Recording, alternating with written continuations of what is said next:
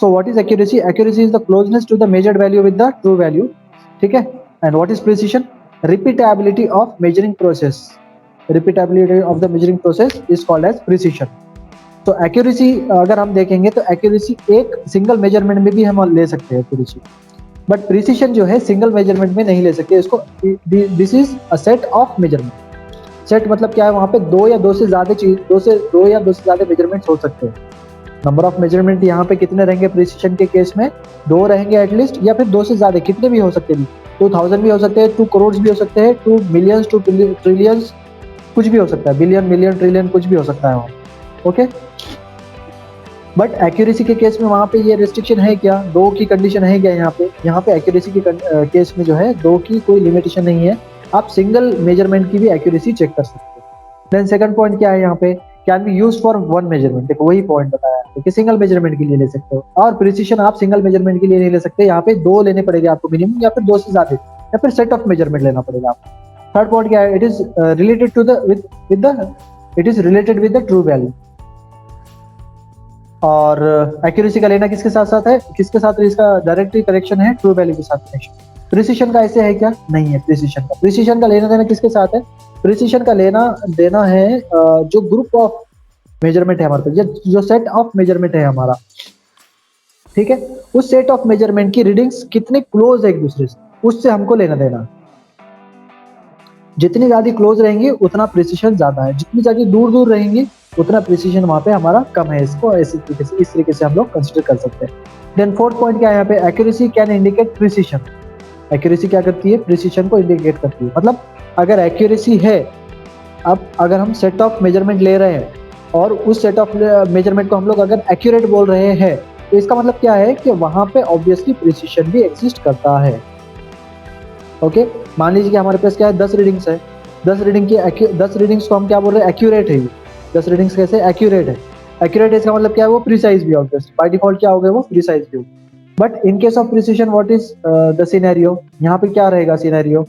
The precision can not indicate the accuracy. Precision का accuracy के साथ कोई लेना देना नहीं है। प्रिसिशन का लेना देना किसके साथ है? सिर्फ और सिर्फ जो सेट ऑफ मेजरमेंट हमारे पास है वो एक दूसरे से करीब करीब है कि नहीं है। अगर करीब करीब है इसका मतलब वो प्रिसाइज है, या फिर वहाँ पे प्रिसिशन एग्जिस्ट करता है। अगर वो जो वैल्यूज है, जो मेजर्ड वैल्यूज है, वो दूर दूर है, तो वहाँ पे प्रिसिशन नहीं है। तो प्रिसिशन रहो या ना रहो, इसका एक्यूरेसी से कोई लेना देना नहीं है। देन फिफ्थ पॉइंट क्या है? Related accuracy is related with the symptomatic error और सिस्टमेटिक एरर, ठीक है। जबकि प्रिसिशन में क्या है? Related with the random error. अब सिस्टमेटिक एरर क्यों बोल रहे हैं हम लोग यहाँ पे एक्यूरेसी के केस में? क्योंकि एक्यूरेसी के कंडीशन में क्या होता है? जो भी एरर्स ऑफर होते हैं उसको हम लोग पहले से ही प्रिडिक्ट कर सकते हैं, प्रिडिक्टेबल एरर्स, प्रीडिफाइंड एरर्स। अब जब प्रीडिफाइंड एरर्स है या फिर हमको वीक पॉइंट्स उसके पता है, तो हम उसको क्या कर सकते हैं? अवॉइड भी कर सकते हैं उसको। उसके हिसाब से हम क्या कर सकते हैं? वहाँ पे प्रिवेंटिव मेजर्स भी ले सकते हैं, प्रिवेंटिव एक्शंस भी ले सकते हैं, ताकि उसको अवॉइड किया जा सके। So it is called as systematic errors. तो एक्यूरेसी का लेना किसके साथ साथ है? लेना देना सिस्टमेटिक एरर्स के साथ साथ। जबकि प्रिसिशन के केस में क्या है?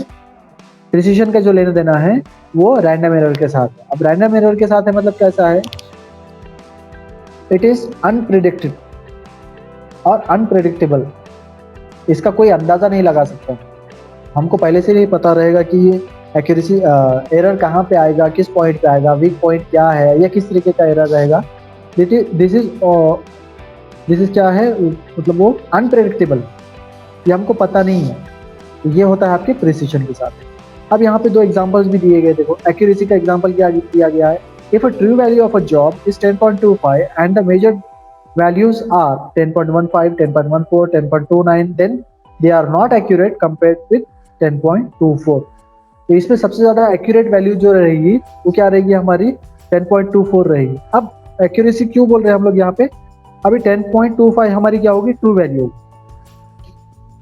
और इसको अगर हम प्लस माइनस 0.1 इस तरीके से अगर दे रहे हैं उसको, तो उस कंडीशन में क्या होगा? यहाँ पे हमारी जो एक्यूरेट वैल्यू रहेगी वो 10.24, 10.25 और 10.26। अगर इसके बीच में आ रही है that means this is accurate. अब यहाँ पे 10.24 कोई है क्या वैल्यू? नहीं। तो जितने भी वैल्यूज आपको यहाँ पे तीनों जो एग्जांपल्स है वो कैसे हैं? इनएक्यूरेट है। कैसे है यहाँ पे? यह सारे के सारे वैल्यूज इनएक्यूरेट है। वही अगर हम प्रिसिशन का एग्जांपल देखेंगे, प्रिसिशन का अगर एग्जांपल हम देखते हैं तो क्या एग्जांपल दिया हुआ है यहाँ पे, readings of a job with true value 10.00 millimetres which are accurate, ठीक है, विच वैल्यूज आर एक्यूरेट ऐसे बोल सकते हैं हम लोग। अब वैल्यूज क्या है हमारे पास, रीडिंग्स क्या क्या है हमारे पास, 10.001, 10.000, 10.001, 9.999, 9.999, 10.000, 10.001। अब अगर आप गौर करोगे तो ऑलमोस्ट ये जो है 10 के अराउंड ही है, सारे वैल्यूज कैसे हैं, 10 के अराउंड ही है, और इसमें मैक्सिमम डिफरेंस कितना है, 0.1 का डिफरेंस है मैक्सिमम,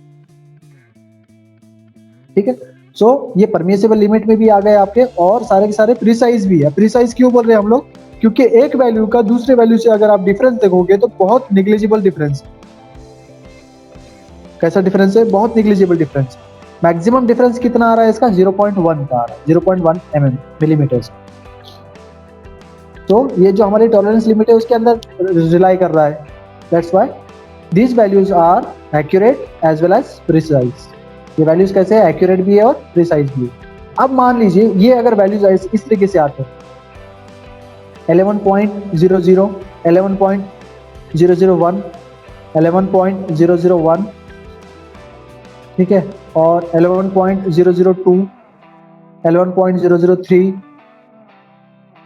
11.000, 11.001, अगर इस तरीके की वैल्यूज अगर आते तो उसको क्या बोलते हैं हम लोग, precise but not accurate. Precision तो है वहां पे बट एक्यूरेसी वहां पे नहीं है, इस तरीके से हम बोल सकते हैं। अभी सेंसिटिविटी क्या बोलते हैं, किसको बोलेंगे हम लोग, आजकल जितनी भी चीजें हो रही है वो किसके ऊपर डिपेंडेंट है, सेंसर्स के ऊपर डिपेंडेंट है। अब ये सेंसर और सेंसिटिविटी ये दोनों एक दूसरे के साथ इंटर रिलेटेड है या इंटरलिंक्ड है। अभी सेंसर के अंदर क्या होती है, सेंसिटिविटी होती है, वो सेंस करता है ना। और ये जो सेंस नाम की चीज है, अब सेंस का अगर हम मीनिंग अगर देखेंगे तो सेंस किसको बोलेंगे हम लोग, महसूस करना, फील करना, है ना।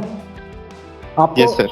अभी सर्दी हो रही है ना, आप दिखा सकते हैं कि सर्दी हो रही है, या गर्मी, सर्दी या गर्मी को आप दिखा सकते हो क्या, फिजिकल एग्जिस्टेंस उसका है क्या, नो आप सर। छू के देख सकते हो क्या, या किसी को दिखा सकते हो ये देखो ये सर्दी इस तरीके से दिखती है, उसका फेस इस नो तरीके से सर। है क्या, ऐसा नहीं है। आप क्या करते हो, उसको फील करते हो, इसका मतलब कि आप सेंस कर रहे हो उसको, क्या कर रहे हो आप, उसको फील कर रहे हो, सेंस कर रहे हो। तो ये क्या है हमारे अंदर, हमारे ह्यूमन बॉडी नेचुरली जो हमारी ह्यूमन बॉडी है उसके अंदर ये फीचर डाला गया है, उसको इस तरीके से प्रोग्राम किया गया है, उसको इस तरीके से बनाया गया है कि हम ये चीज फील कर सकते हैं, सेंस कर सकते हैं या महसूस कर सकते हैं। उसी तरीके से जो हमारे पास सेंसर्स होते हैं, अलग अलग सेंसर्स के अंदर क्या है, अलग अलग चीजें सेंस की जाती है, फील की जाती है। अब ये जो सेंसिटिविटी का टर्म है ये आया है हमारे पास, जो मशीनरीज हम लोग एडवांस मैन्युफैक्चरिंग मशीनरी यूज करते हैं ज्यादा एक्यूरेसी के लिए, वहां पे भी मल्टीपल सेंसर्स का इस्तेमाल होता है। अब वो सेंसर्स क्या करते हैं, टच करते हैं। अब हर सेंसर का अलग अलग है, कुछ सेंसर्स जो है टच करने वाले होते हैं, कुछ सेंसर्स जो है वो डिस्टेंस को मेजर करने वाले होते हैं। जिस तरीके से आपका पार्किंग का अगर आप देखोगे ना, थोड़ा सा fully loaded car, fully loaded vehicle जो रहती है ना आपकी, उसके अंदर अगर आप लोगों ने नोटिस किया होगा कि रिवर्स गियर लगाने के बाद वहां पे एक बजर बजता है ना, और जितना क्लोज Yes, वो sir. पीछे किसी ऑब्जेक्ट के करीब जाते रहता है, जब हम रिवर्स लेते हैं कार, तो बजर की जो बीप होने की इंटेंसिटी वो बढ़ती जाती है, जितना क्लोज वो आते जाएगा किसी भी ऑब्जेक्ट के।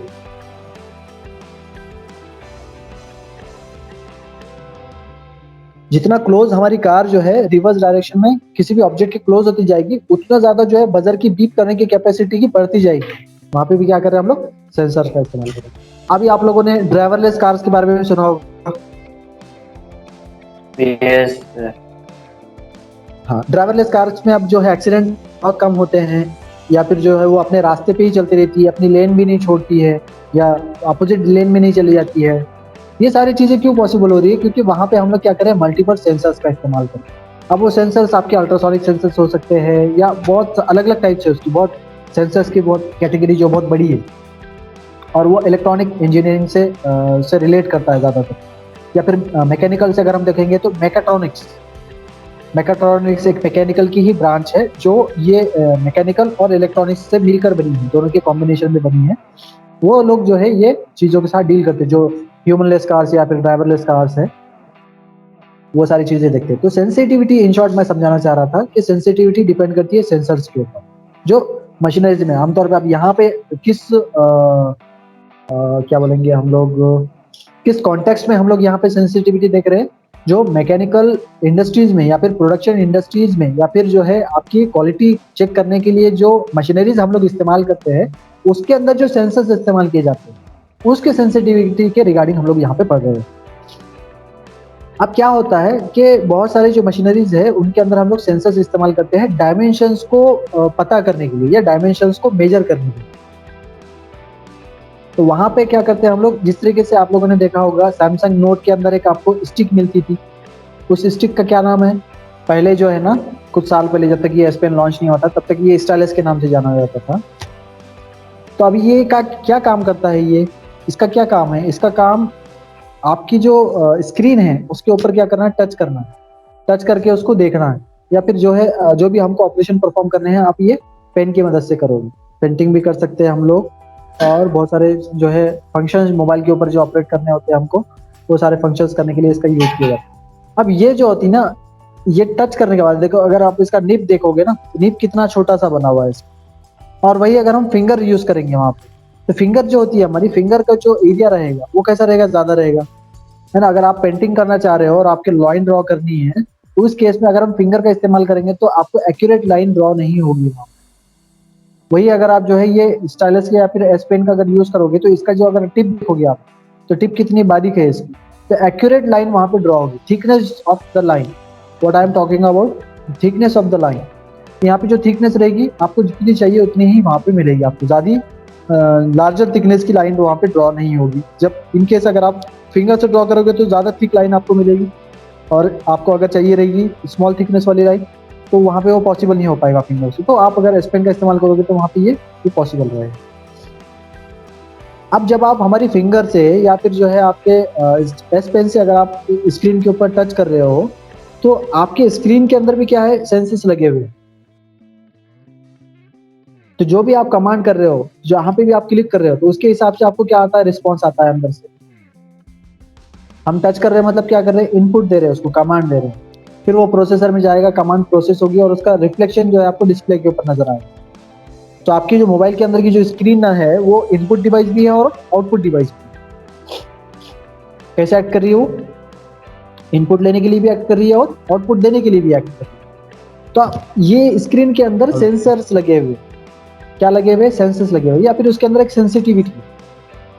अब अगर मैं आपको बताऊंगा यहाँ पे तो कैपेसिटिव और रेजिस्टिव टच स्क्रीन के अगर आप देखोगे ना तो सेंसिटिविटी का उसके अंदर बहुत बड़ा डिफरेंस है। तो आप लोग जब बहुत छोटे थे, जब सबसे पहले टच स्क्रीन का मोबाइल आया था तो नोकिया वगैरह का आया करता था, जब ये सैमसंग का वो इतना ज्यादा चलन नहीं था, ठीक है। उस टाइम में जो आए थे हमारे पास वो कौन से थे, और वही अगर आप पुराने वाले देखोगे जब सबसे पहले टच स्क्रीन के मोबाइल आए थे वो कौन सी टेक्नोलॉजी थी, रेजिस्टिव टच स्क्रीन वाले थे। अब जो रेजिस्टिव वाला हुआ करता था तब हमको क्या करना पड़ता था पता है क्या, बहुत जोर जोर से उसको जो है उसके ऊपर हिट करना पड़ता था स्क्रीन के ऊपर, 2 मरतबा या 3 मरतबा 5 दफा जो है उसको टच करना पड़ता था, जब कहीं जाके जो है हमारा एक्शन वहाँ पे परफॉर्म होता था या फिर हमारी कमांड जो है वहाँ पे इनपुट होती थी।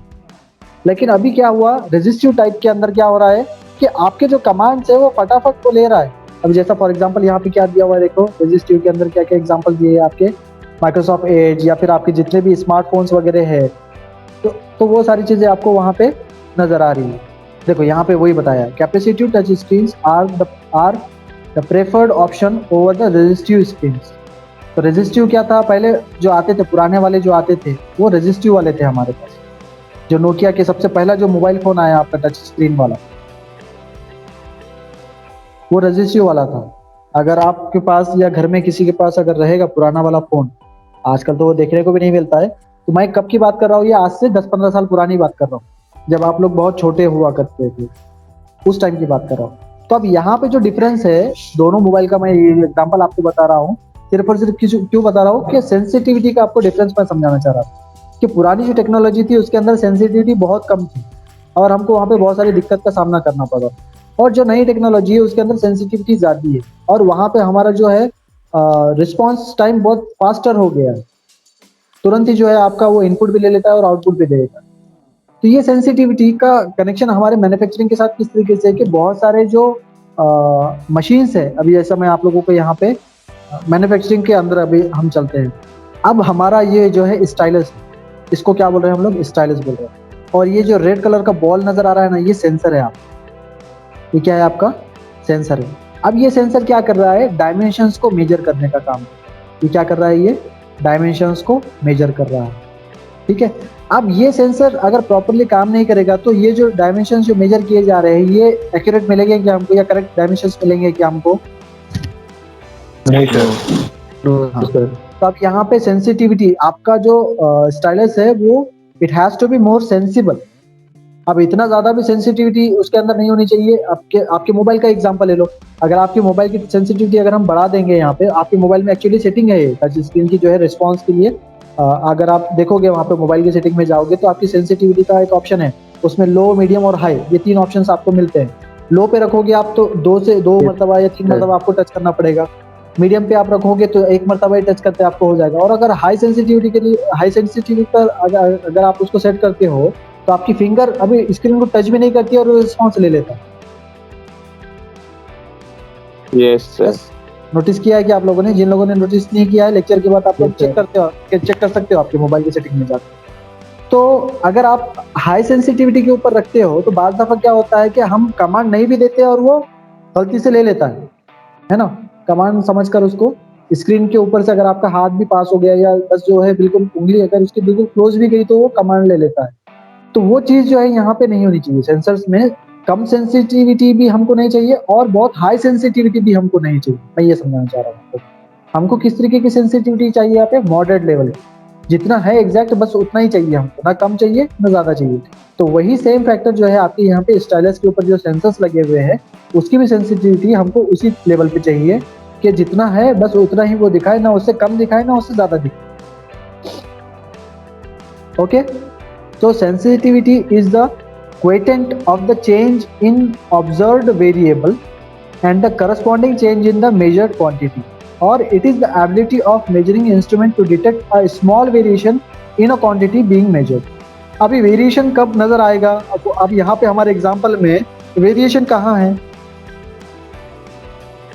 अभी ये जो सेंसर है इसके आसपास पे कोई भी चीज नहीं होनी चाहिए, इसके लिए ये चीज नॉर्मल है।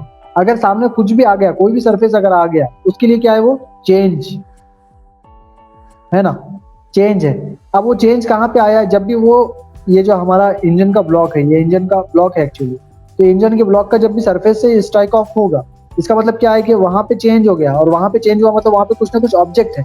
तो वो ऑब्जेक्ट जिस कोऑर्डिनेट पे हमको मिला है वो कोऑर्डिनेट के हिसाब से वो क्या करेगा? डायमेंशंस को मेजर करेगा। जितने जितने जगह पे जो है वो किसी सरफेस से स्ट्राइक करेगा, इसका मतलब वहां पे वो ऑब्जेक्ट है, उसको इस तरीके से कंसिडर करेगा। और फिर वो जो है वहां पे ऑब्जेक्ट का डायमेंशन, पूरा डायमेंशन वो कैलकुलेट करके आपको बताएगा कि इतने जो है एरिया के ऊपर आपका ये सरफेस है, या फिर उसकी जो लेंथ है वो इतनी है। इस तरीके से ये डायमेंशंस मेजर कर सकता है।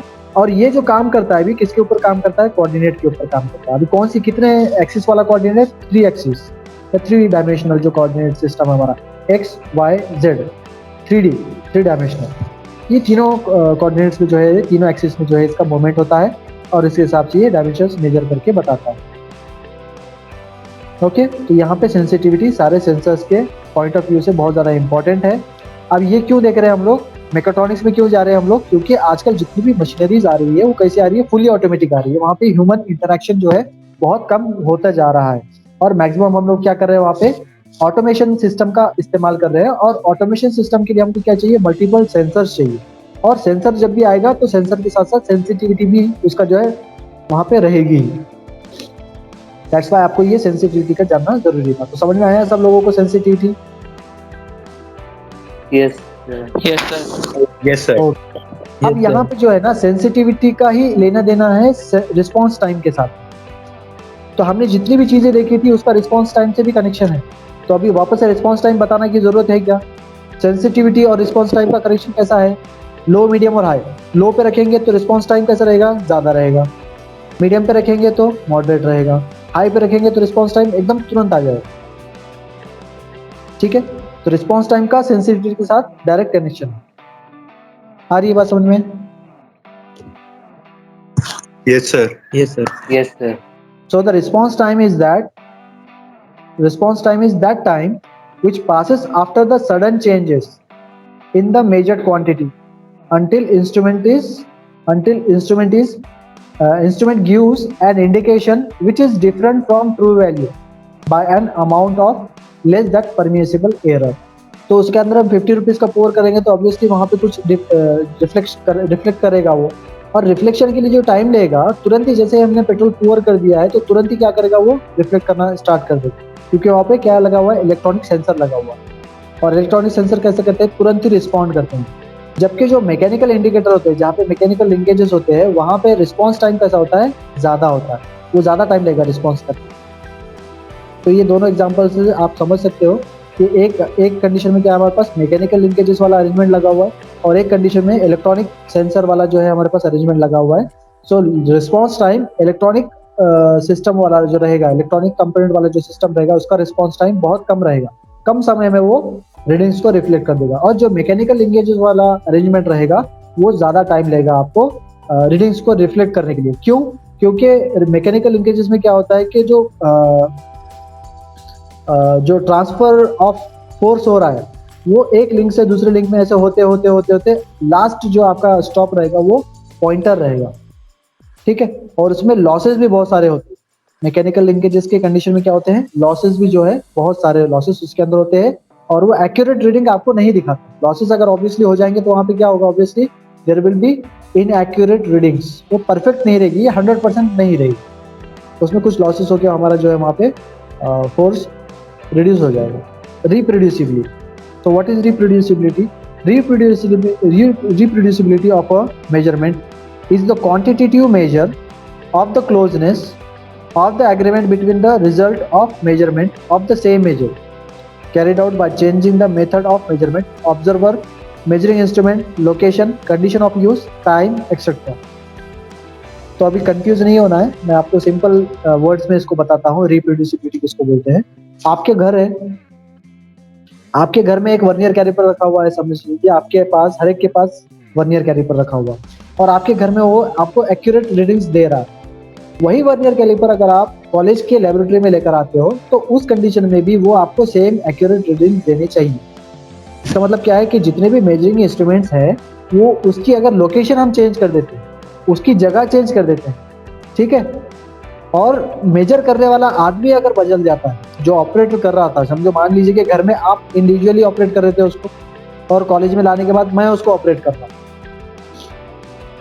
तब भी वो क्या करना चाहिए, एक्यूरेट रीडिंग ही बतानी चाहिए। जितनी रीडिंग वहां पे बता रहा था उतनी ही रीडिंग यहाँ पे भी बतानी चाहिए अगर हम सेम प्रोडक्ट की मेजरमेंट ले रहे हैं तो। इसको बोलते हैं हम लोग रिप्रोड्यूसिबिलिटी। इसका मतलब ऐसे है कि अगर हमारी लोकेशन चेंज हो जाती है, जगह चेंज हो जाती है, ऑपरेटर चेंज हो जाता है उसको मेजर करने वाला, ठीक है, और ऑब्वियसली जगह चेंज हो रही तो एनवायरमेंटल कंडीशंस भी चेंज हो जाएंगी। तो अगर ये सारी चीजें चेंज होती भी है तब भी आपका जो इंस्ट्रूमेंट है, मेजरिंग इंस्ट्रूमेंट है, वो एक्यूरेटली बिहेव करना चाहिए, उसके अंदर किसी टाइप का एरर नहीं आना चाहिए, और वो एक्यूरेट रीडिंग्स जो है शो करना चाहिए। इस फीचर को या एबिलिटी को हम लोग बोलते हैं रिप्रोड्यूसिबिलिटी। देन आते हैं हमारा नेक्स्ट पॉइंट के ऊपर, वो है रीडेबिलिटी। अब रीडेबिलिटी का एग्जांपल, सबसे बेस्ट एग्जांपल क्या है, आपके पास जो मेजरिंग स्केल है, प्लास्टिक वाली जो पॉलीमर वाली जो मेजरिंग स्केल है, उसके ऊपर मार्किंग की गई है सेंटीमीटर्स के हिसाब से, मिलीमीटर्स के हिसाब से। सो अगर आप इसको कंटिन्यूसली यूज करते रहेंगे तो एक सेमेस्टर होने के बाद या फिर एक साल होने के बाद उसकी जो मार्किंग्स है वो कैसे होते हैं, फेंट होने चालू जाते हैं। तो वो रीडेबल रहेंगे क्या? जिस तरीके से हम लोगों ने नया परचेज करके लेकर आया था स्केल को, जब जैसी उसकी रीडेबिलिटी थी वैसी सेम रीडेबिलिटी जो है उसकी आफ्टर 1 ईयर रहेगी क्या, 1 साल के बाद रहेगी क्या? नहीं रहेगी, ऑब्वियसली नहीं रहेगी, क्योंकि उसकी जो मार्किंग्स थे वो कैसे होने लगे, फेंट होने लगे, पीके पड़ने लगे। अगर आपको मैं बोलता हूँ नहीं पर इसके अगर आप परचेस करके लेकर आते हो और मैं आपको अगर बोलता हूँ कि 12.23 की एक लाइन ड्रॉ करो, 12.23 सेंटीमीटर्स की जो एक लाइन ड्रॉ करो, तो आप नई स्केल के ऊपर तो आसानी से उसको मार्क कर लेंगे, ड्रॉ कर लेंगे। लेकिन वही अगर आप 1 साल पुरानी स्केल के ऊपर अगर आप ड्रॉ करने जाएंगे तो आपको दिक्कत आएगी। क्यों दिक्कत आएगी? क्योंकि जो छोटे छोटे मार्किंग्स रहेंगे वहाँ पे, मिलीमीटर वाले जो मार्किंग रहेंगे वो थोड़े से फेंट हो जाएंगे, वो आपको क्लियरली रीडेबल नहीं रहेंगे। सो what is readability? Readability is the ability of measurement so that it will be give easiness to read the readings of an instrument. आप कितनी आसानी से उस इंस्ट्रूमेंट के ऊपर से रीडिंग्स को पढ़ पा रहे हो, इस एबिलिटी को हम लोग बोलेंगे रीडेबिलिटी। नेक्स्ट पॉइंट है हमारा ट्रेसेबिलिटी। तो what is traceability? It is the ability to identify an instrument, the operator and flow process line of the job. It is important to trace these things as it will help to find out errors, fault during the manufacturing process. अब traceability किसको बोलेंगे? हमारे पास मान लीजिए क्या है, हर manufacturing industry में अलग अलग डिपार्टमेंट होते हैं, जैसा मैंने आप लोगों को पहले भी बताया कि फर्स्ट क्या होता है, रॉ मटेरियल परचेस करके लेकर आते हैं हम लोग, फिर रॉ मटेरियल को एक जगह पे रखते हैं, फिर मैन्युफैक्चरिंग का जो फ्लोर होता है जहाँ पे मैन्युफैक्चरिंग हो रही है उसमें भी अलग अलग जो है सेक्शंस बने हुए होते हैं। हर सेक्शन को डिवाइड किया जाता है उसके ऑपरेशन के अकॉर्डिंगली, वहाँ पे किस टाइप का ऑपरेशन वहाँ पे परफॉर्म होने वाला है। तो एक सेक्शन में मान लीजिए कि लेथ मशीन रखे हुए, एक सेक्शन में मान लीजिए कि मिलिंग मशीन रखे हुए, एक सेक्शन में मान लीजिए कि ड्रिलिंग मशीन रखे हुए, एक सेक्शन में मान लीजिए कि ग्राइंडिंग मशीन रखे हुए, एक सेक्शन में मान लीजिए पॉलिशिंग मशीन रखे हुए, और लास्ट वाला सेक्शन जो है उसमें आपका क्वालिटी चेक हो रहा है। देन उसके बाद जो है आपका पैकिंग हो रहा है। तो आपका जो प्रोडक्ट है कहाँ से पास हो रहा है और कहाँ जा रहा है उसको ट्रेस करते आना चाहिए। आपका जो प्रोडक्ट है जो रॉ मटेरियल से निकल के फिनिश प्रोडक्ट में कन्वर्ट हो रहा है, तो ये जो कन्वर्जन है, ये कन्वर्जन किस स्टेज में कहाँ पे है या फिर पॉइंट आउट आपको करते आना चाहिए, उसको ट्रेस करते आना चाहिए। It is the ability to identify an instrument, the operator and flow process of the line job. अब हर यहाँ पे क्या करना है हमको, हर सेक्शन के अंदर जो मेजरिंग इंस्ट्रूमेंट्स का इस्तेमाल हो रहा है, ऑब्वियसली लिथ मशीन के ऊपर अलग टाइप के मेजरिंग इंस्ट्रूमेंट्स हम लोग यूज करेंगे, ड्रिलिंग मशीन के ऊपर अलग टाइप के मेजरिंग इंस्ट्रूमेंट्स यूज करेंगे, मिलिंग मशीन के ऊपर अलग टाइप के मेजरिंग इंस्ट्रूमेंट्स यूज करेंगे, ग्राइंडिंग मशीन के ऊपर अलग यूज करेंगे, पॉलिशिंग मशीन के ऊपर अलग टाइप के इंस्ट्रूमेंट्स हम लोग यूज करेंगे। तो ये हमको क्या करना चाहिए, सेग्रीगेट करते आना चाहिए। उसी के साथ साथ ऑपरेटर को भी उसको पता होना चाहिए कि किस तरीके से उसको मेजर करना है, और फ्लो प्रोसेस उसका पता होना चाहिए, फर्स्ट स्टेप कौन सी है, सेकंड स्टेप कौन सी है, थर्ड स्टेप कौन सी है। तो इसको बोलेंगे हम लोग traceability. Okay, then error. What is error? The difference between measure value and true value. देखो यहाँ पे लिखा हुआ है, it is the difference between the true value of the size being measured and the value found by the measurement.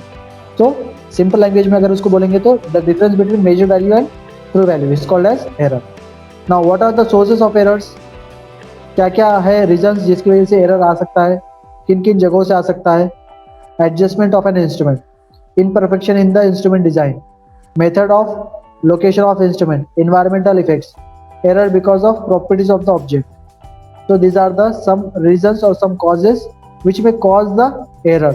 Error क्या reason बनते हैं, ये लोग एरर को प्रोड्यूस करते हैं। और इसी के साथ साथ कुछ और है यहाँ पे देखो, error due to surface finish of an object, error due to change in size of an object, observation error, error caused by measuring forces of instruments.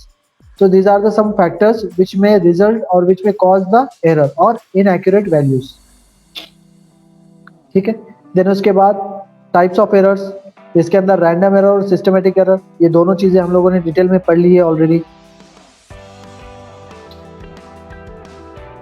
जो चीजें हम लोगों ने नहीं देखी थी वो चीजें देखते हैं। टेम्परेचर एंड एनवायरमेंटल एरर्स, अभी जैसा आप लोगों ने, मैंने आपको बताया था कि कैलिब्रेशन लैबोरेटरीज के अंदर अगर आप देखेंगे तो अगर वहाँ पे 1 डिग्री सेंटीग्रेड का भी टेम्परेचर अगर वेरी होता है तो उसका इफेक्ट जो है मेजरिंग इंस्ट्रूमेंट्स पे पड़ता है, और वो मेजरिंग इंस्ट्रूमेंट्स क्या करेंगे, फिर आपको इनएक्यूरेट रीडिंग लेना चालू करेंगे। अगर जो है आपकी कैलिब्रेशन लैबोरेटरी 4 पर्सन के अकॉर्डिंगली डिजाइन की गई है तो उसमें at a time 4 he person होने चाहिए। अगर 5वां पर्सन वहाँ पे चला जाएगा तो क्या होगा, 5वां पर्सन चला जाएगा तो क्या करेगा, वो टेम्परेचर को रेज करेगा। टेम्परेचर किस तरीके से रेज करेगा वो, क्योंकि ह्यूमन बॉडी जो होती है वो क्या करती है, हीट इमिट करती है, हीट को रिलीज करती है। और 1 पर्सन वहाँ पे बढ़ गया, इसका मतलब क्या हो गया, वहाँ पे ज्यादा अमाउंट में हीट का इमिशन होगा, और ज्यादा अमाउंट का हीट का इमिशन होगा, उसका रिजल्ट किस तरीके से होगा कि आपकी जो कैलिब्रेशन लैबोरेटरी है उसका एनवायरमेंटल टेम्परेचर क्या होगा, इंक्रीज होना स्टार्ट हो जाएगा। तो ये छोटी छोटी चीजों का हमको वहाँ पे ध्यान रखना होता है। उसी के साथ साथ amount of moisture present in the air, उसका भी हमको ध्यान रखना है। ये सारी चीजें जो है इन्वायरमेंटल फैक्टर्स में आती है। अगर हम इनको कंट्रोल नहीं करेंगे तो क्या होगा, हमारा जो इंस्ट्रूमेंट्स है, मेजरिंग इंस्ट्रूमेंट्स है, उसके ऊपर इसका इफेक्ट होगा, और मेजरिंग इंस्ट्रूमेंट्स क्या करेंगे, फिर आपको गलत रीडिंग देंगे और आपको इनएक्यूरेट रीडिंग्स वहाँ पे मिलना चालू हो जाएगा। Dirt particle can matter in the inspection room through door, window, etc. These particles can create a small change or error at the time of measurement. For this only various laboratories are to be in the dust proof rooms. मैंने आप लोगों को बोला था, पहले भी बोला था कि आपको अगर कैलिब्रेशन लैबोरेटरीज में जाना है तो आपको एयर ब्लोअर्स के थ्रू होते हुए पास होना होता है, और वो स्पेशल अपना एक एप्रॉन देते हैं, वो एप्रॉन पहनकर उसके अंदर जाना होता है। फिर से मैं आपको बताता हूँ, पहले भी बताया था मैंने, फिर से बताता हूँ कैलिब्रेशन लैबोरेटरीज के बारे में। इस तरीके की कैलिब्रेशन लेबोरेटरी होती है आपकी। देखो इस तरीके से एप्रॉन वगैरह पहन के जाना होता है आपको, ये ग्लासेस भी इस्तेमाल करने होते हैं, ठीक है। अगर आप इसका एंट्रेंस देखेंगे तो एंट्रेंस के अंदर क्या है, आपको एयर ब्लोअर्स नज़र आते हैं, और यहाँ पे टेम्परेचर का बहुत ज़्यादा ध्यान रखा जाता है, डस्ट का भी बहुत ज़्यादा ध्यान रखा जाता है। हाँ, आपको यहाँ खड़े होना होता है, तो लेफ्ट साइड से 2 ब्लोअर्स रहते हैं, यहाँ पे राइट साइड से 2 ब्लोअर्स रहते हैं, अप साइड से 2 ब्लोअर्स रहेंगे, डाउन साइड से भी ब्लोअर्स रहेंगे, ग्रिल रहेंगे, मतलब नीचे जाली लगी हुई रहेगी और उसके नीचे से ब्लो करेगा वो, ताकि आपके बॉडी के ऊपर जितने भी डस्ट पार्टिकल्स है वो सारे के सारे क्या हो जाए, यहीं पे निकल जाए। अंदर आप कैलिब्रेशन लेबोरेटरी में इंटर होने से पहले ही आपके ये सारा डस्ट जो आपके बॉडी के ऊपर है या क्लोथ के ऊपर है वो सारा रिमूव हो जाना चाहिए। देन फिर आपको एप्रॉन वगैरह पहन के करके फिर अंदर एंट्री दी जाती है। तो इस तरीके से हम लोग डस्ट पार्टिकल से भी हमारे इंस्ट्रूमेंट्स को बचा सकते हैं। देखो ये इस तरीके से एप्रॉन, और अगर दूसरी अलग अलग लैब का अलग अलग प्रोटोकॉल होता है, तो कुछ लैब में जो है ज़्यादा उसको प्रिसाइजली मॉनिटर किया जाता है, जैसा डेवलप कंट्रीज वगैरह है वो लोग बहुत ध्यान से चीज़ें करते हैं। अभी मास्क जो है कोरोना की वजह से आमतौर पर आपको यहाँ पे दिख रहा है, लेकिन कोरोना से पहले भी अगर लेबोरेटरीज के अंदर आपको इंटर करना होता तो मास्क पहन के ही आप लोग जाया करते थे, या फिर जो कैलिब्रेशन इंजीनियर्स है, साइंटिफिक इंजीनियर्स है, वो लोग जाया करते थे, ठीक है। तो मैंने आपको पहले भी बताया था कि मेरा भी जाना है कैलिब्रेशन लेबोरेटरी में हुआ था पुणे के अंदर की।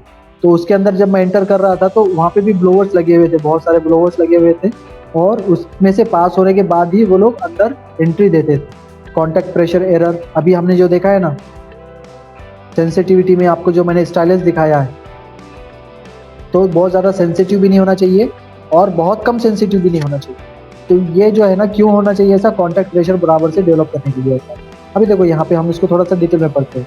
If the measuring jaw of an instrument applies more pressure on the work piece then it will deform drastically, मतलब उसके अंदर क्या हो सकता है, परमानेंट डिफॉर्मेशन आ सकता है आपके वर्क पीस के ऊपर।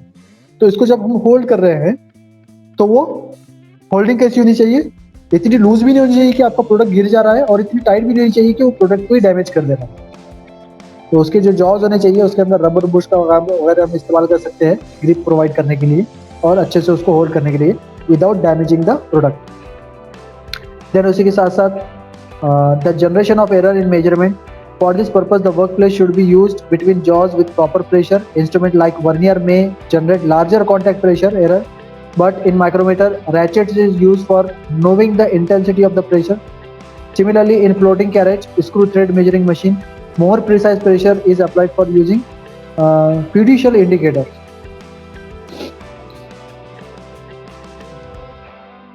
ये तो हो गया आपका कॉन्टैक्ट प्रेशर के बारे में। अभी यहाँ पे कॉन्टैक्ट एरर देखते हैं हम लोग।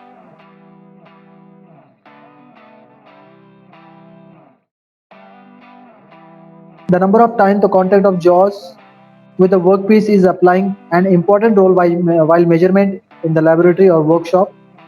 The following example explains the poor contact error. If the jaw of instrument are placed as shown in the figure 1, the error E developed, which is because of poor contact. अभी देखो यहाँ पे जो है ना, ये गैप आ गया है, मतलब हमारा जिस टाइप का प्रोडक्ट है, वर्क पीस है, अभी कैसा है हमारा work piece, semi circle type का है ना, कर्व्ड है।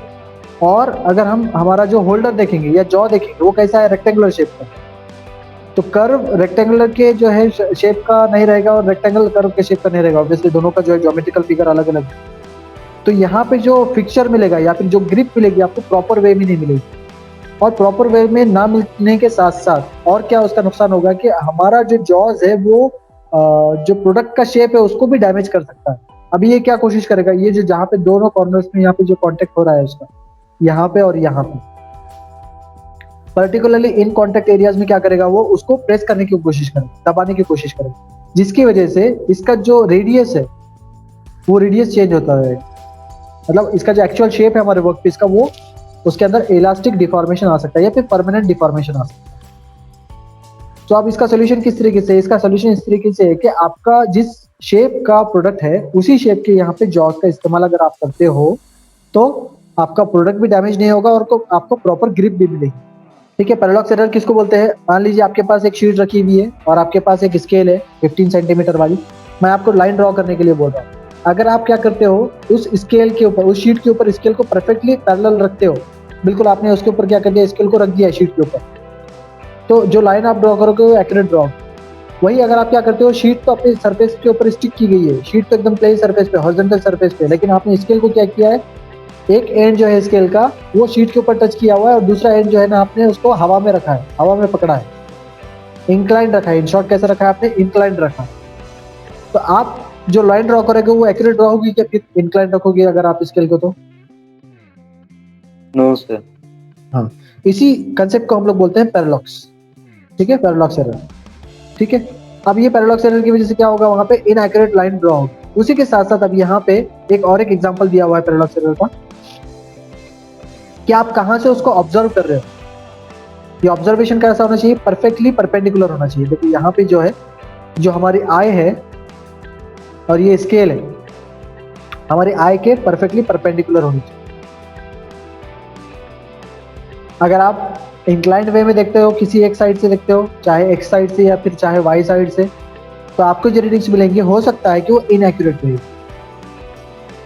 So that's why to avoid this kind of errors, we should monitor it through a perpendicular channel or perpendicular way. तो ये देखने वाला भी हो गया और ड्रॉ करने वाला भी होगा, दोनों एग्जांपल्स आप लोगों को मैंने बता दिए।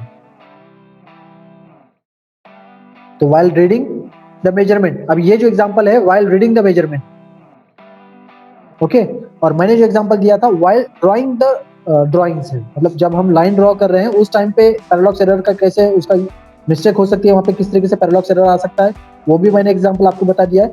लाइन ड्रॉ करने के बाद रीडिंग जब मेजर करते हो उस टाइम पे भी किस तरीके से एरर आ सकता है पैरालॉक्स एरर का, वो भी मैंने आपको बता दिया है। मिस्टेक हो सकती है या फिर the mistake which will cause the parallax error. अभी देखो एक साइंटिस्ट था या फिर साइंटिस्ट थे, ऐसा हम रिस्पेक्टफुली उनको बोलेंगे, बेचारों ने जो है हमारे लिए एक नया रिसर्च तैयार किया है, एब नाम से, एब ABBE। तो इन्होंने एक प्रिंसिपल बनाया है, principle of alignment. So the Abbe principle of alignment is related to the linear measurement by using metrological instrument. It states that the axis or line of measurement of the measured part should coincide with the measuring scale or the axis of measurement of the measuring value या measuring instrument. If the Abbe principle is not followed, cosine error may be develop. वही है जो मैंने अभी आपको drawing sheet और scale का example दिया था, कि ड्राइंग शीट और स्केल के बीच में जो एंगल ऑफ इंक्लिनेशन होना चाहिए वो 0 डिग्री का होना चाहिए। वहां पे अगर 0 डिग्री का इंक्लिनेशन रहेगा, इसका मतलब कि कोई वहां पे इंक्लाइन नहीं हो रहा है। दोनों सरफेसेस, स्केल की सरफेस और ड्राइंग शीट की सरफेस अगर परफेक्टली पैरेलल रहेगी तो वहां पे आपको जो रीडिंग्स मिलेगी वो 100% परफेक्ट रीडिंग वहां पे आपको मिल सकती है। और अगर उसके दोनों के बीच में, मेजरिंग स्केल और ड्राइंग शीट के बीच में अगर 1 डिग्री का भी अगर एंगल आपका बन रहा है, that means it will give you inaccurate readings, या फिर इनएक्यूरेट आपकी जो है लाइन वहां पे ड्रॉ होगा। यही प्रिंसिपल ये साइंटिस्ट एब ने स्टेट किया था या बताया था। Okay, yes sir. हाँ, सिलेक्शन ऑफ इंस्ट्रूमेंट्स। अभी देखो ये बहुत इंपॉर्टेंट चीज है, सिलेक्शन ऑफ इंस्ट्रूमेंट। आप किस तरीके से कौन सी चीज मेजर करने के लिए कौन सा इंस्ट्रूमेंट का इस्तेमाल करेंगे, इसका सिलेक्शन है यार। Selection of an instrument for a particular measurement depend on various characteristics of the measuring instrument। ठीक है, कौन सा इंस्ट्रूमेंट का इस्तेमाल करना है वो मेजरिंग इंस्ट्रूमेंट के कैरेक्टरिस्टिक्स के ऊपर, प्रॉपर्टीज के ऊपर या फिर उसके फंक्शनिंग के ऊपर डिपेंड करता है। तो अब यहाँ पे पॉइंट्स दिए हुए हैं, कुछ 11 पॉइंट्स है, देखते हैं वन बाय वन। सबसे पहला पॉइंट है रेंज ऑफ द इंस्ट्रूमेंट। क्या है सबसे पहला point, range of the instrument. अभी मान लीजिए सबके पास जो है 30 सेंटीमीटर वाली स्केल है, रोलर स्केल है, जो स्केल का आप लोग इस्तेमाल करते हैं MWM के रोलर स्केल, वो 30 सेंटीमीटर की है। और मैं आपको बोल रहा हूँ कि 45 सेंटीमीटर की लाइन ड्रॉ करें, तो एक अटेम्प्ट में आप ड्रॉ कर पाओगे क्या 45 सेंटीमीटर की लाइन 30 सेंटीमीटर की स्केल की मदद से? No sir, obviously not. हाँ सर। तो सबसे पहले आपको क्या देखना होगा कि आपकी जो मेजर इंस्ट्रूमेंट है उसकी रेंज कितनी है, वो कहाँ से कहाँ तक मेजरमेंट कर सकता है। सबसे पहला पॉइंट आपको वो देखना होगा। It indicates the maximum and minimum values of the measurement carried out by one equipment. और आगे अगर इसको एक्सटेंड करेंगे तो इन अ सिंगल अटेम्प्ट भी होना चाहिए वहां। अभी आप 30 सेंटीमीटर की स्केल से 45 सेंटीमीटर की लाइन तो ड्रॉ कर सकते हो, but not in a single attempt. आपको सबसे पहले क्या करना पड़ेगा, 30 सेंटीमीटर की लाइन ड्रॉ करनी पड़ेगी। अगेन आप जो है फिर 15 सेंटीमीटर और ड्रॉ करोगे आगे उसके, है ना, दूसरे अटेम्प्ट में। इस तरीके से तो ड्रॉ हो सकता है, बट सिंगल अटेम्प्ट में ड्रॉ नहीं हो सकता। 2 अटेम्प्ट में जब आप ड्रॉ करते हो तो वहां पे इनएक्यूरेसी आने के या फिर उसके अंदर एरर आने के चांसेस बढ़ जाते हैं। ठीक है। Second point, scale spacing. It is the distance between the axes of two adjacent graduations on the scale. If it is constant throughout scale, called as linear scale. अभी देखो क्या होना चाहिए, आपकी जो स्केल है उसके अंदर जो मार्किंग की गई है ना, वो मार्किंग कैसी होनी चाहिए, यूनिफॉर्म होनी चाहिए या कांस्टेंट होनी चाहिए। अभी जैसे आपकी इंचेस है तो सब जगह इंचेस इंचेस इंचेस। अभी ये देखो यहाँ पे मैं आपको बताता हूँ एक एग्जाम्पल।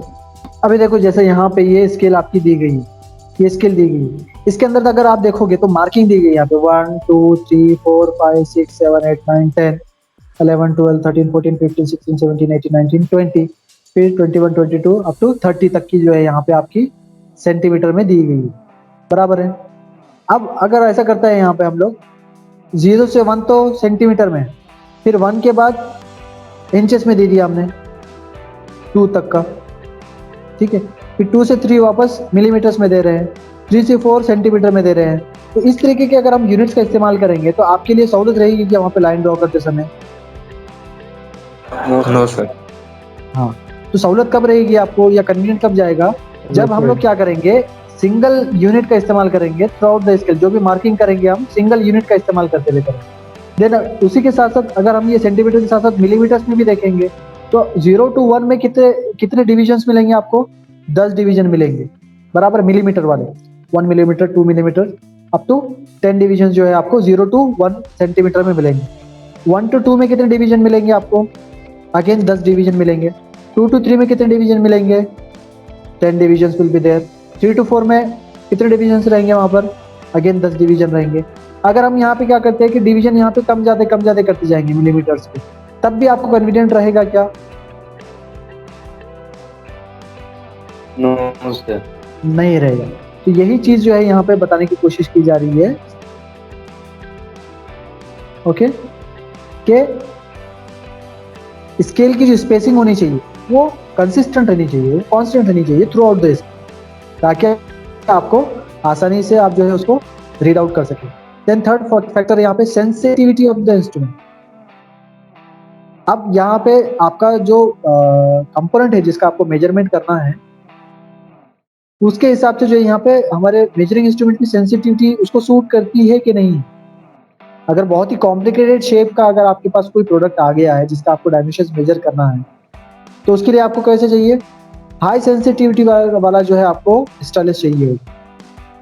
और अगर आपका कोई रेगुलर शेप का, जैसे स्फेरिकल शेप का हो गया या रेक्टेंगुलर शेप का हो गया या फिर स्क्वायर शेप का अगर कोई प्रोडक्ट आ गया जो रेगुलर शेप्स है, ज्योमेट्रिकल शेप्स, तो वहां पे सेंसिटिविटी मॉडरेट लेवल की भी रहती है तो काम चल जाएगा आप। तो sensitivity of the instrument is also matter while selecting the measuring instrument. Fourth point, scale division value. वही सेम कि डिविजन जो है उसके सेम वैल्यू के होने चाहिए, ठीक है। अगर हम सेम यूनिट इस्तेमाल कर रहे हैं तो नंबर ऑफ डिवीजन भी जो है इक्वली देना चाहिए उसके अंदर throughout the scale. Then reading accuracy of the instrument, readability भी उसमें अच्छी होनी चाहिए। अभी आप लोग जो है हवा भरवाने के लिए जाते हैं पंक्चर की दुकान पर, गाड़ी में टायर में हवा भरवाने के लिए जाते हैं, यस सर। हाँ, उसका जो डिस्प्ले यूनिट होता है वो कैसे होता है, घड़ी के जैसे होता है, यस सर। बड़े शेप का होता है, यस सर। हाँ। अब उसके अंदर क्या करते हैं हम लोग, वहां पे मैग्नीफाइंग ग्लास का इस्तेमाल करते हैं। उसका जो अगर आप देखोगे ना, नोटिस करोगे ना, तो वहां पे मैग्नीफाई, उसका जो कवर रहेगा ना, जो ट्रांसपेरेंट कवर है, जो पॉइंटर वगैरह जिसके ऊपर लगे हुए हैं, डायल के ऊपर जो लगा हुआ है ना कवर, वो मैग्नीफाइंग ग्लास का बना होता है। मैग्नीफाइंग मतलब क्या है, वो बड़ा करके दिखाता है आपको, इनलार्ज करके दिखाता है ताकि वो रीडेबल रहे। क्योंकि आपकी गाड़ी जो है, अगर 4 व्हीलर लेकर आप गए हो तो आपकी गाड़ी तो एक जगह पे रहेगी, थोड़ा सा डिस्टेंस पे रहेगी, और ये जो रहेगा डायल इंडिकेटर वो थोड़ा सा दूर डिस्टेंस पे रहेगा। तो आप गाड़ी से बैठे बैठे ये चीज़ को देख सक रहे हो, या फिर लॉन्ग डिस्टेंस से भी आपको ये रीडेबल होना चाहिए। उसके लिए हम क्या करें, वहाँ पे मैग्नीफाइंग ग्लास का इस्तेमाल करें और थोड़ा सा उसको बड़ा करके, बड़ा साइज का हम लोग करना है, ठीक है, ताकि आपकी जो रीडेबिलिटी है उसको बढ़ाया जा सके। Ease of reading, ease of reading को जो है यहाँ पे उसको इंक्रीज किया जाए, सहूलत। देन उसके बाद 6 पॉइंट क्या है, error generated during measurement. Error कितने जो है उस मेजरिंग इंस्ट्रूमेंट से हो सकते हैं, या किस पर्टिकुलर मेजरिंग इंस्ट्रूमेंट में कितने टाइप के एरर्स आ सकते हैं, ये भी आपको पता होना चाहिए। Effect of environmental conditions on the instrument. अगर आपकी मेटल की मेजरिंग इंस्ट्रूमेंट अगर मेटल का बना हुआ है तो उसके ऊपर किस तरीके से जो इन्वायरमेंटल इफेक्ट हो सकते हैं। अगर आपका कोई और पॉलीमर मेटल का बना हुआ, पॉलीमर मटेरियल का बना हुआ है, या फिर वुड का बना हुआ है ना, तो उस पर किस तरीके के इन्वायरमेंटल इफेक्ट्स आ सकते हैं, ये भी आपको जो है पता होना चाहिए। तो as per the conditions, as per the environmental situation, आपको वहाँ पे जो है परफेक्ट या फिर मैचिंग मेजरिंग इंस्ट्रूमेंट्स का सिलेक्शन करके आना चाहिए। फिर उसके बाद 8 पॉइंट है, parallax error during the reading of an instrument. Parallax error जो है अभी चलो मैं आपको यहाँ पे दिखाता हूँ। अभी पैरालॉक्स एरर जो है वर्नियर कैलिपर के सिचुएशन में भी आ सकता है। अभी देखो ये दो तरीके से रॉन्ग बताया है, और 0 ये जो है ना, ये इसको करेक्ट बताया है। उसी के साथ साथ मान लीजिए आपके पास क्या है, सिलेंड्रिकल जॉब है। सिलेंड्रिकल जॉब में अगर आप जो है परफेक्टली उसको नहीं रख रहे हैं, वहां पे आपका जो दोनों जॉज है ना, ये दोनों जॉज के बीच में परफेक्टली अगर आप इसको परपेंडिकुलर नहीं रखेंगे, आपके दोनों जॉज अगर परफेक्टली परपेंडिकुलर नहीं आते हैं सिलेंड्रिकल जॉब के, तब भी आपको जो रीडिंग मिलेगी वो इनएक्यूरेट मिलेगी। देखो इस तरीके से अगर आप ऐसे नहीं रखोगे ना, तो आपको इनएक्यूरेट रीडिंग मिलेगी। बताने की कोशिश करता हूँ मैं, कहीं से इमेज मिलती है तो। देखो यहाँ पे आमतौर पे सिलेंड्रिकल ऑब्जेक्ट्स में ही वर्नियर कैलिपर के कंडीशन में पैरालॉक्स एरर ऑकर हो सकता है। और लाइन वाला तो आपको बता ही दिया मैंने, स्केल वाला, मेजरिंग स्केल वाला तो एरर, पैरालॉक्स एरर तो बता ही दिया मैंने आपको पहले भी। देखो इस तरीके से अगर आपको ऐसे नहीं रखोगे तो पैरालॉक्स एरर वहां पे आएगा। परफेक्टली कैसा होना चाहिए, परपेंडिकुलर होना चाहिए। Next repeatability. अभी रिपीटेबिलिटी का मतलब क्या है कि नंबर ऑफ जॉब्स अगर हमारे पास आते हैं तो वो कंसिस्टेंटली उसका एक्यूरेट रीडिंग देते आना चाहिए। देन उसके बाद force applied on the job during the measurement. जैसा अभी हम लोगों ने देखा था ना, अगर आपका जो ग्रिप है दोनों जॉब्स के बीच में, अगर हम इतना रिजिडली उसको पकड़ रहे हैं, उसको होल्ड कर रहे हैं वर्क पीस को, कि वर्क पीस का जो सरफेस है वही डैमेज हो रहा है, तो वो भी चीज़ उसमें नहीं होनी चाहिए। Force applied on the job, वो भी उसके हिसाब से भी हमको सिलेक्शन करना पड़ेगा मेजरिंग इंस्ट्रूमेंट का, कितनी फोर्स अप्लाई करता है वो जॉस की मदद से। इतना लूज भी नहीं होना चाहिए कि हमारा वर्क पीस जो है स्लिप हो रहा है उस पर से, और इतना टाइट भी नहीं होना चाहिए कि हमारा जो वर्क पीस है वो डैमेज ही हो जा रहा है। तो मॉडरेट लेवल की फोर्स जो है अप्लाई होनी चाहिए while holding the work piece in the measuring instrument. तो वर्नियर कैलिपर में अब इसी वाले एग्जांपल अगर हम देखेंगे कि ये दोनों जॉस के बीच में इतनी ज़्यादा फोर्स भी नहीं होनी चाहिए कि हमारा वर्क पीस डैमेज हो जा रहा है, और इतनी कम फोर्स भी नहीं होनी चाहिए कि वर्क पीस हमारा छूट जा रहा है, गिर जा रहा है नीचे। तो जो प्रोडक्ट है हमारा, जो मटेरियल है प्रोडक्ट का, उसके हिसाब से यहाँ पे हमको क्या करना पड़ेगा, सिलेक्शन करना पड़ेगा measuring instrument. The requirement of the customer related to the job details. Customer की रिक्वायरमेंट किस तरीके की है, वो कैसा प्रोडक्ट चाहते हैं, उसको चीप इन द कॉस्ट चाहिए या एक्यूरेट चाहिए। चीप इन द कॉस्ट चाहिए तो हम जो है उसको कोई भी मेजरिंग इंस्ट्रूमेंट्स के साथ या फिर सस्ते वाले मेजरिंग इंस्ट्रूमेंट्स के साथ उसको डील करके बना सकते हैं। ओप्पो, अगर आपको क्वालिटी ऑफ द प्रोडक्ट चाहिए, कस्टमर को क्या चाहिए, क्वालिटी ऑफ द प्रोडक्ट चाहिए, मतलब उसको वहाँ पे कॉस्ट मैटर नहीं करता है, क्वालिटी मैटर करती है, तो उस वाले कंडीशन में हम लोग मोर प्रिसाइज मेजरिंग इंस्ट्रूमेंट्स का इस्तेमाल करेंगे, महंगे वाले मेजरिंग इंस्ट्रूमेंट्स का इस्तेमाल करेंगे, या फिर इलेक्ट्रॉनिक्स वाले मेजरिंग इंस्ट्रूमेंट्स का, हाईली एक्यूरेट मेजरिंग इंस्ट्रूमेंट्स का वहाँ पे इस्तेमाल करेंगे, फॉर एग्जांपल एप्पल आईफोन। ठीक है, फिर उसके बाद cost of an instrument. Instrument का कॉस्ट कितना है वो भी जो बहुत ज़्यादा मैटर करता है while selecting the measuring instrument. तो वर्नियर कैलिपर और माइक्रोमीटर ये भी जो है अच्छे खासे महंगे होते हैं इंस्ट्रूमेंट्स। ठीक है, अगर मैं आपको यहाँ पर बताने की कोशिश करूँ कि अप्रोक्सीमेटली जो है 1300 रुपीज़, कितना हो जाएगा, 1300 रुपीज़ के अराउंड हो जाएगा, 1280 रुपया। तो cost of the measuring instrument also matters. ज़्यादा महंगे मेजरिंग इंस्ट्रूमेंट्स का हम यहाँ पे यूज़ करना अवॉइड करेंगे। Need of calibration and life of the unit use for the measurement. अब जो मेजरिंग इंस्ट्रूमेंट हम परचेस कर रहे हैं या फिर यूज कर रहे हैं, उसको कितना टाइम में कैलिब्रेशन उसका करवाना है। जैसा मैंने आपको लिफ्ट का एग्जांपल दिया था, आमतौर पे लिफ्ट का जो मेंटेनेंस होता है वो एनुअल बेसिस के ऊपर होता है। या कुछ एक लिफ्ट्स का जो है एग्जांपल जो पब्लिक बिल्डिंग्स में लगे हुए थे, उसके अंदर 6 मंथ में हमको उसका जो है मेंटेनेंस करवाना होता है। और जो प्राइवेट घर में वगैरह लगी हुई होती है या फिर जो है अपार्टमेंट वगैरह में लगी हुई होती है, उसका ईयरली बेसिस के ऊपर मेंटेनेंस होता है। तो अब जैसा यूज़ है उसका, उसके यूज़ के हिसाब से उसका हम लोग मेंटेनेंस करवाते हैं। तो वैसे ही सेम जो है हमको हमारे पास जो मेजरिंग इंस्ट्रूमेंट्स हम लोग यूज़ कर रहे हैं, उसका यूज़ कैसे है, कितना फ्रीक्वेंटली हम उसको यूज़ कर रहे हैं, कितना ज़्यादा उसको यूज़ कर रहे हैं, उसके हिसाब से उसका कैलिब्रेशन का ड्यूरेशन भी तय होना चाहिए और पर्टिकुलरली उस ड्यूरेशन में उसको कैलिब्रेट करवाना भी ज़रूरी है।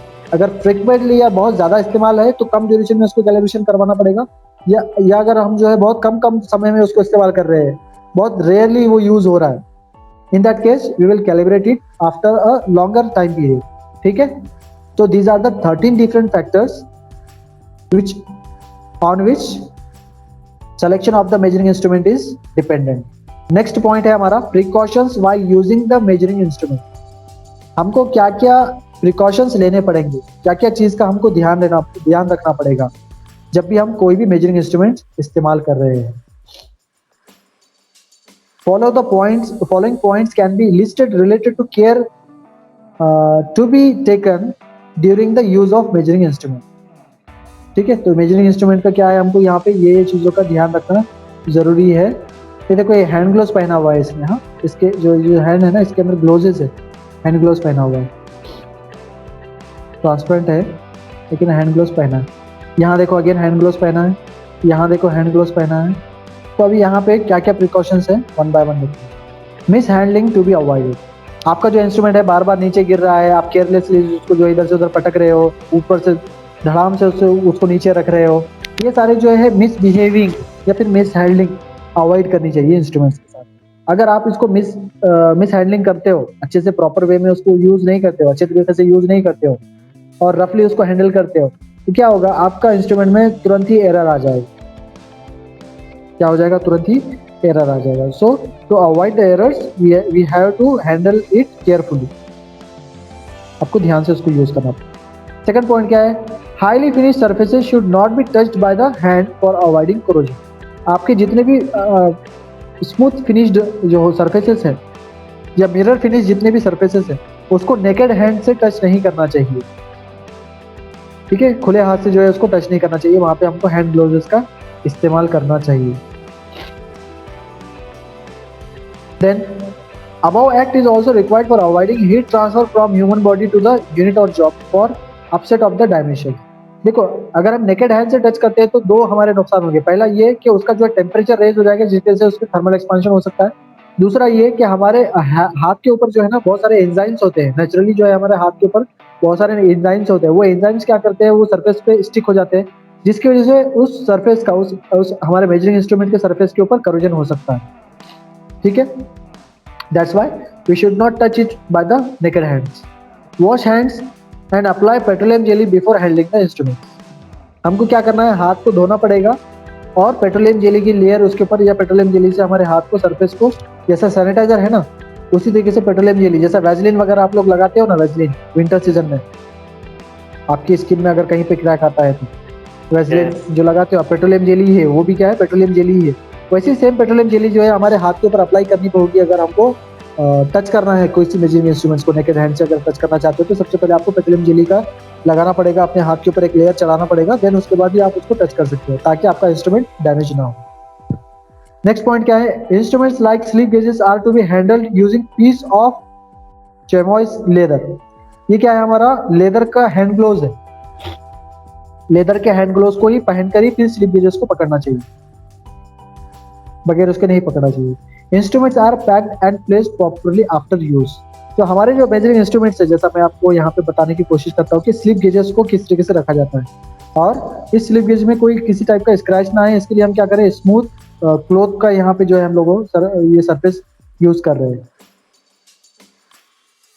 उसके बाद नेक्स्ट पॉइंट क्या है यहाँ पे, instruments are to be used in dust proof rooms.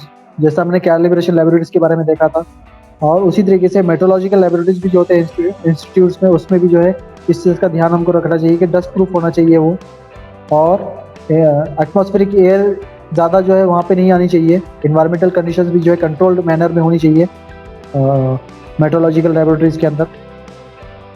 और ये जो मेजरिंग इंस्ट्रूमेंट्स है इसको यूज करने के बाद, यूज करने से पहले क्या करेंगे, उसको केस से निकालेंगे, यूज कर लेंगे, देन यूज करने के बाद उसको क्लीन करके अच्छे प्रॉपर वे में वापस से केस में रख के उसको पैक करके रखेंगे। Brushing is not recommended for the instruments. Brush apply नहीं करना चाहिए वहाँ पे, स्टील के ब्रश वगैरह, मेटल के ब्रश जो है उससे साफ नहीं करना चाहिए हमारे मेजरिंग इंस्ट्रूमेंट्स को, जिससे उसका सरफेस फिनिश खराब हो जाए। Place for instrument should be moisture proof. Again यहाँ पे इन्वायरमेंटल कंडीशंस को हमको कंट्रोल करने की जरूरत है लैबोरेटरीज के अंदर। मॉइस्चर जो है ज़्यादा नहीं होना चाहिए वहाँ पे, ताकि कोरोजन ना हो। Very precise instruments are to be handled as less as possible. जितना ज़्यादा प्रिसाइज इंस्ट्रूमेंट्स हैं हमारे, उसको जब बहुत ज़्यादा मैंडेटरी है तभी उसको यूज़ करना चाहिए। अननेसेसरीली जहाँ पे हम अवॉइड कर सकते हैं उसको अवॉइड करना चाहिए। अल्टरनेट अगर हमारे पास कोई दूसरा इंस्ट्रूमेंट्स अवेलेबल है, उस इंस्ट्रूमेंट का इस्तेमाल करके हम उसको मेजरमेंट लेनी चाहिए, ठीक है। अननेसेसरी उसका यूज़ अवॉइड करना चाहिए ज़्यादा प्रिसाइज इंस्ट्रूमेंट्स, क्योंकि ज़्यादा प्रिसाइज इंस्ट्रूमेंट्स को रेगुलरली उसको कैलिब्रेशन करवाना पड़ते रहना पड़ेगा हमको, अगर हम उसको अननेसेसरी जगहों पे यूज़ करते रहेंगे तो। Some instruments are used at temperature of 20 degree centigrade which is standard temperature to avoid errors।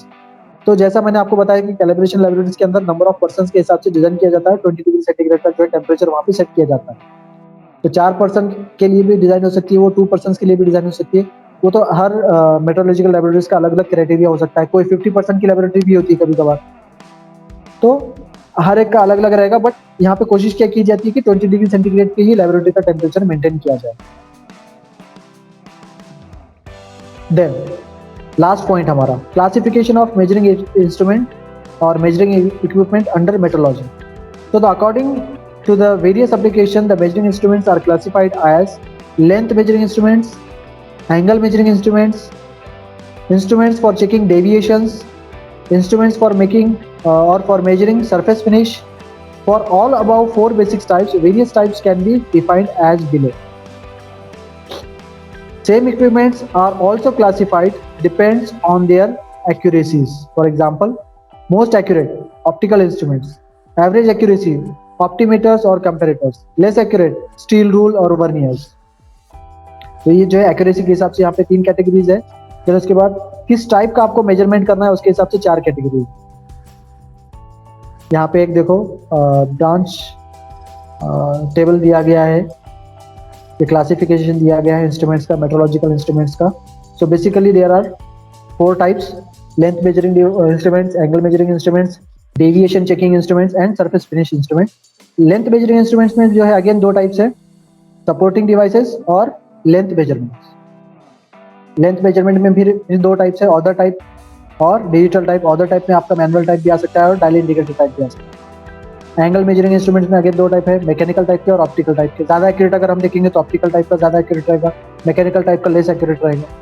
Deviation checking में अगर हम देखेंगे तो कंपैरेटर्स है और गेजेस है। कंपैरेटर्स जो है ज़्यादा एक्यूरेट है, गेजेस भी होते हैं लेकिन थोड़ा सा उसको ऑपरेट करना डिफिकल्ट होता है। तो कंपैरेटर्स एंड गेजेस हमारा सेकंड चैप्टर ही है। सेकंड चैप्टर में हम लोग उसको डिटेल में पढ़ेंगे, उसके टाइप्स वगैरह सारी चीज़ वहाँ पे डिटेल में पढ़ेंगे, इसलिए यहाँ पे नहीं बताया गया। फिर उसके बाद सरफेस फिनिश में अगर हम देखेंगे तो surface measuring instrument, surface finish measuring instrument है अलग अलग, ये भी हमको आगे पढ़ना है। बट सेकंड चैप्टर में हम कंपैरेटर्स और गेजेस के बारे में डिटेल में पढ़ने वाले हैं।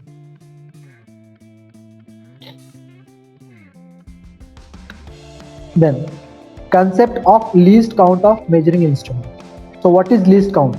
Least count is the smallest dimension or division that can be measured by using a particular instrument. Least count किसको बोलेंगे? उस particular instrument से आप कितना छोटा जो है डायमेंशन मेजर कर सकते हो। तो आपके पास जो मेजरिंग स्केल है 15 सेंटीमीटर की रहो या 30 सेंटीमीटर की रहो, उसकी मदद से जो आप लाइन मेजर कर सकते हो या लाइन ड्रॉ कर सकते हो, सबसे छोटी लाइन जो रहेगी वो कितने साइज की रह सकती है? 1 mm की लाइन। सबसे छोटा जो डिवीजन है उसके अंदर या सबसे छोटी जो मार्किंग दी गई है उसके अंदर वो कितने mm की है? 1 mm। बेसिकली वहां पे क्या किया गया है, सेंटीमीटर की मार्किंग दी गई है और मिलीमीटर की मार्किंग दी गई है। सेंटीमीटर बड़ा यूनिट है, मिलीमीटर छोटा यूनिट है। तो सबसे पहले यहाँ पे सेंटीमीटर एलिमिनेट हो गया, बचा क्या? मिलीमीटर। अब मिलीमीटर की भी जो मार्किंग दी गई है उसके अंदर भी सबसे छोटा अगर यूनिट अगर हम देखेंगे, सबसे छोटी अगर मार्किंग देखेंगे मिलीमीटर की, तो किसके हिसाब से दी गई है? 1 मिलीमीटर के अकॉर्डिंग। तो 1 मिलीमीटर की लाइन आप वहां से ड्रॉ भी कर सकते हो उस स्केल की मदद से और मेजर भी कर सकते हो, ठीक है। तो ऐसे ही बाकी सारे इंस्ट्रूमेंट्स में जितने भी, अब जैसा वर्नियर कैलिपर है आपका, माइक्रोमीटर है आपका, डायल इंडिकेटर है आपका, तो जितने भी मेजरिंग इंस्ट्रूमेंट्स है उसका लीस्ट काउंट कैसे पता कर सकते हैं हम लोग कि कितना छोटा डिवीजन आप मेजर कर पा रहे हो, उसके हिसाब से हम यहाँ पे उसका लीस्ट काउंट डिफाइन कर सकते हैं।